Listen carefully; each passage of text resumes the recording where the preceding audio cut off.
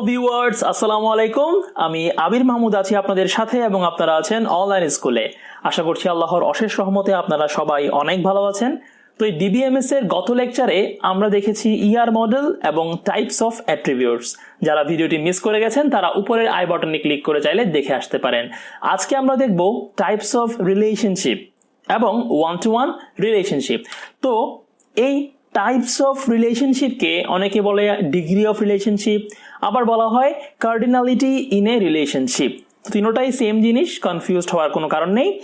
আসুন আমরা একটু দেখে ফেলি টাইপস অফ রিলেশনশিপগুলো কি কি হতে পারে। প্রথমে আছে ওয়ান টু ওয়ান, তারপরে আমরা পেতে পারি one to many, then many to one এবং many to many relationship.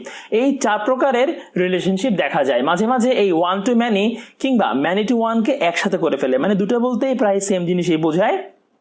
So যদি তিন প্রকার দেখেন তাহলে কনফিউজ হওয়ার কোনো কারণ নেই, দুটাই same. So one to one বললে এভাবে ওয়ান টু ওয়ান দেওয়া থাকবে, দেন ওয়ান টু ম্যানি হলে one to M, many to one হলে এম টু ওয়ান, আর ম্যানি টু ম্যানি বললে অনেক জায়গায় এম টু এম থাকে, বাট এটা এম টু এন দিয়ে লিখবেন, কারণ এম এম হলে দুটাই কনফিউশনে পড়ার পসিবিলিটি থাকে। সো এম টু এন বললে কিন্তু ম্যানি টু ম্যানিটাই বোঝায়। ওকে, তো আজকে আমরা আলোচনা করব ওয়ান টু ওয়ান রিলেশনশিপ নিয়ে। এটা খুবই খুবই গুরুত্বপূর্ণ একটি রিলেশনশিপ, যে চার প্রকার দেখলাম আমরা সেগুলো থেকে। সো এটা আসলে কি বোঝায় সেটা একটু দেখি। Two tables are connected with each other with one to one association. সোজা বাংলায় বলতে গেলে দুইটা টেবলের মধ্যে কানেকশন থাকবে, যেখানে সম্পর্কটা হবে ওয়ান টু ওয়ান, একটার সাথে আরেকটা। ঠিক আছে, আমরা একটা ডায়াগ্রাম দিয়ে বুঝাই। ধরুন স্টুডেন্ট একটা টেবল কিংবা এন্টিটি, দেন ডিপার্টমেন্ট একটা টেবল কিংবা এন্টিটি। এখন স্টুডেন্ট এবং ডিপার্টমেন্টের মধ্যে সম্পর্কটা হবে ওয়ান টু ওয়ান, এবং সেই সম্পর্কে আমি একটা নাম দিতে পারি, যেমন স্টুডেন্ট অ্যাডমিটস ডিপার্টমেন্ট। এখন খেয়াল করে দেখুন, এটাকে আমি ওয়ান টু ওয়ান কেন বলছি, কারণ একটা স্টুডেন্ট একটা ডিপার্টমেন্টেই অ্যাডমিশন নিবে। একটা স্টুডেন্ট চাইলে কখনো সিএসসি ইংলিশ দুটো একসাথে পড়বে না, সে যে কোনো একটা ডিপার্টমেন্টে পড়বে। তো যদি এরকম দেয়া থাকে যে স্টুডেন্ট ডিপার্টমেন্ট দেন মাঝখানে ওয়ান ওয়ান এবং অ্যাডমিটস, এরকম যদি দেখেন তাহলে বুঝবেন এটা হচ্ছে ওয়ান টু ওয়ান রিলেশনশিপ। এখন আমরা এটাকে ডিসক্রাইব করব। এই স্টুডেন্ট যে এন্টিটি দেওয়া আছে আমরা সেটার একটা মডেল বের করব, ডিপার্টমেন্টের একটা মডেল বের করব, টোটাল একটা টেবল বের করব। সো যদি আমি স্টুডেন্ট টেবলটাকে আঁকি তাহলে এখানে কি কি থাকতে পারে অ্যাট্রিবিউট? স্টুডেন্ট আইডি, নেম এবং এজ। তো স্টুডেন্ট আইডিতে আমি এগুলোকে রেড কালারে দিয়েছি বোঝানোর জন্য, এটা হচ্ছে প্রাইমারি কি কিংবা ক্যান্ডিডেট কি স্টুডেন্ট আইডি। ওকে, তাহলে এটাকে আমরা প্রাইমারি কি বলতে পারি, এবং প্রাইমারি কিতে এভাবে সিম্বল দেওয়া হয়, এটা আশা করি আপনারা জানেন, গত ভিডিওটা আমি দেখিয়েছি। সো ডিপার্টমেন্টেও আমরা একটা টেবল ক্রিয়েট করতে পারি, সেখানে ডি আইডিটা হবে প্রাইমারি কি, মানে ডিপার্টমেন্ট আইডি। ওকে, তাহলে এখানে এখন খেয়াল করে দেখুন, দুইটা টেবল আমি পেয়ে গেলাম, একটা স্টুডেন্ট টেবল একটা ডিপার্টমেন্ট টেবল। এখন আমি এই দুইটা টেবলের মধ্যে ওয়ান টু ওয়ান রিলেশনশিপ করে আপনাদের দেখাবো। সো আমাদের স্টুডেন্ট একটা টেবল ছিল যেখানে এস আইডি, এবং ডিপার্টমেন্ট টেবল ছিল যেখানে ডিআইডি প্রাইমারি কি। তো বেসিক্যালি এই জিনিসগুলো আমি যদি সহজ করে বুঝাই, আমি এই দুইটা টেবলের মধ্যে ওয়ান টু ওয়ান রিলেশনশিপ করার জন্য আর একটা তৃতীয় টেবল তৈরি করব, পরে গিয়ে আমি আবার মার্চ করে দেখাবো। সো একটা তৃতীয় টেবিল তৈরি করব, সেটার নামটা হবে রিলেশনশিপের নামের মতো, যেমন রিলেশনশিপের নাম কি ছিল? অ্যাডমিটস। ওকে, সেরকম আমি একটা টেবল নিলাম। এখন এখানে খেয়াল করে দেখুন আমি এই অ্যাডমিট টেবলটা কিভাবে তৈরি করেছি। আমি স্টুডেন্ট টেবল থেকে তার প্রাইমারি কিটা নিয়েছি, দেন ডিপার্টমেন্ট টেবল থেকে তার প্রাইমারি কিটা নিয়েছি, এস আইডি এবং ডিআইডি। এখন প্রশ্ন হতে পারে প্রাইমারি কি কেন, আমরা নাম কি কেন নিলাম না, কিংবা এখানে এইজ কেন নিলাম না? কারণ এই প্রাইমারি কিগুলোর সাহায্যে কিন্তু ওয়ান টু ওয়ান রিলেশনশিপটা হয়। কিভাবে হয়? কারণ আমরা জানি যে প্রাইমারি কি কখনো রিপিট হবে না। যেমন দেখুন ডিপার্টমেন্ট আইডি D1 কখনো আর আসবে না, D1 একবারই আসবে, দেন D2, D3, D4, D5 এভাবে আসবে, কিংবা student ID S1, S2, S3, S4 এভাবে আসবে। তাহলে এখানে নেম কিন্তু ডাবল হওয়ার পসিবিলিটি আছে, কারণ ধরুন একটার অ্যাড্রেস চন্দনাইশে আর একটা অ্যাড্রেস অন্য কোনো জায়গায়, মানে ক্যাম্পাসটা ধরুন একটা ক্যাম্পাস চন্দনাইশে আছে আর একটা ক্যাম্পাস প্রবর্তকে আছে, এরকম হতেই পারে, বাট ডিপার্টমেন্টের আইডিটা কখনো ডুপ্লিকেট হবে না।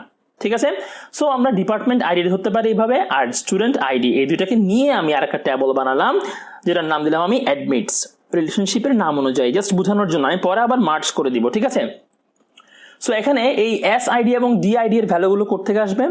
এই এস আইডি ডি আইডি এগুলো কাজ করবে ফরেন কি এর মতো, ঠিক আছে, কারণ প্রাইমারি কি তো এখানে আছেই। সো প্রাইমারি কি যখন অন্য আরেকটা ট্যাবলে ইউজ হয় আমরা সেটাকে ফরেন কি বলে থাকি, এবং ফরেন কি কোত্থেকে রেফারেন্স নেয়? প্রাইমারি কি থেকে। সো এখানে যে এস আইডিটা আছে অ্যাডমিটস এর মধ্যে, সেই এস আইডি কোত্থেকে রেফারেন্স নিবে? স্টুডেন্টের প্রাইমারি কি থেকে। আর ডিআইডি কোত্থেকে রেফারেন্স নিবে? ডিপার্টমেন্টের প্রাইমারি কি থেকে। ওকে, তো এখন একটা প্রশ্ন আসতে পারে যে এই টেবলে আমরা প্রাইমারি কি কোনটাকে ধরবো? নতুন যে টেবলটা তৈরি করলাম সেখানে আমরা প্রাইমারি কি কোনটাকে ধরবো? তো অ্যান্সার একদমই সহজ, আমি যে কোনো একটাকে ধরতে পারি।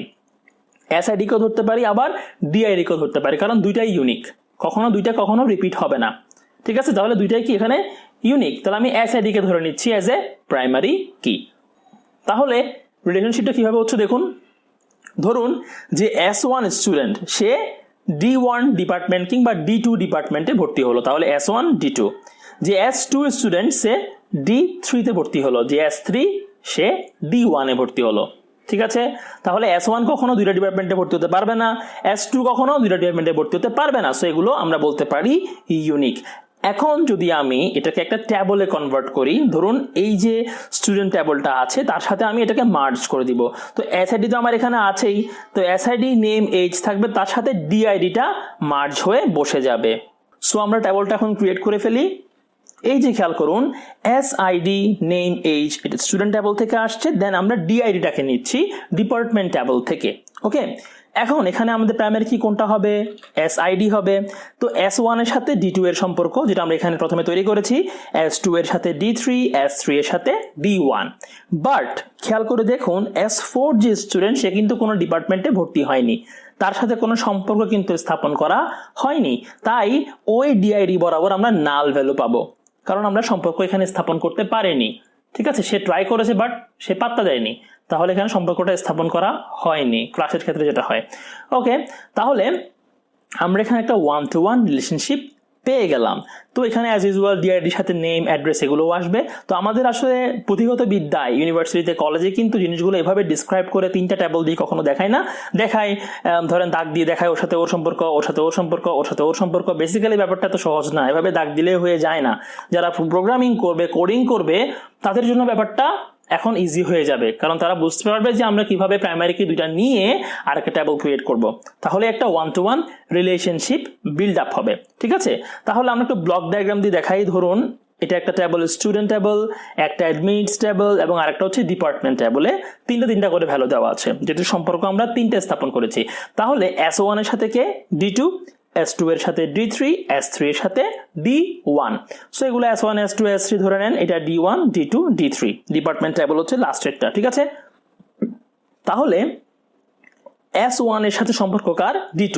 তাহলে S1 এর সাথে সম্পর্ক হচ্ছে D2, দেন S2 এর সাথে সম্পর্ক হচ্ছে D3, দেন S3 এর সাথে সম্পর্ক হচ্ছে D1 এর। সো এটা হচ্ছে 1-to-1 রিলেশনশিপ, মানে একটা ভ্যালুর সাথে আরেকটা ভ্যালু। তো এই 1-to-1টা করার জন্য আমাদের প্রাইমারি কি এর প্রয়োজন, মনে রাখবেন, কখনো এটা প্রাইমারি কি ছাড়া সম্ভব না, ঠিক আছে। তো আশা করছি আপনারা ব্যাপারটা বুঝতে পেরেছেন। মানুষের ক্ষেত্রে উদাহরণ দিয়ে যদি বলি, যারা মন থেকে অনেস্ট, রিয়েলি যারা ভালোবাসে, তারা কিন্তু 1-to-1 রিলেশনশিপেই থাকে। ছেঁকা খেয়ে ব্যাকা হয়ে গেলে সেটা পরের কথা, বাট তার আগ পর্যন্ত 1-to-1-এই কিন্তু থাকে। ওকে, সো যদি ভিডিওটি ভালো লাগে অবশ্যই লাইক করবেন, শেয়ার করবেন এবং কমেন্ট করে জানাবেন। যদি কোনো পয়েন্টে আপনি না বুঝতে পারেন আমি আবার বোঝানোর চেষ্টা করব। আর আমার চ্যানেল নতুন হয়ে থাকলে অবশ্যই সাবস্ক্রাইব করবেন, সাবস্ক্রিপশনের সংখ্যা খুবই কম। হ্যাঁ, যদি সাবস্ক্রাইব করেন তাহলে ভালো লাগবে, নতুন ভিডিও বানাতে ভালো লাগবে আরো বেশি। তো বিদায় নিচ্ছি আজকের জন্য, ভালো থাকবেন সবাই। আসসালামু আলাইকুম, আল্লাহ হাফেজ।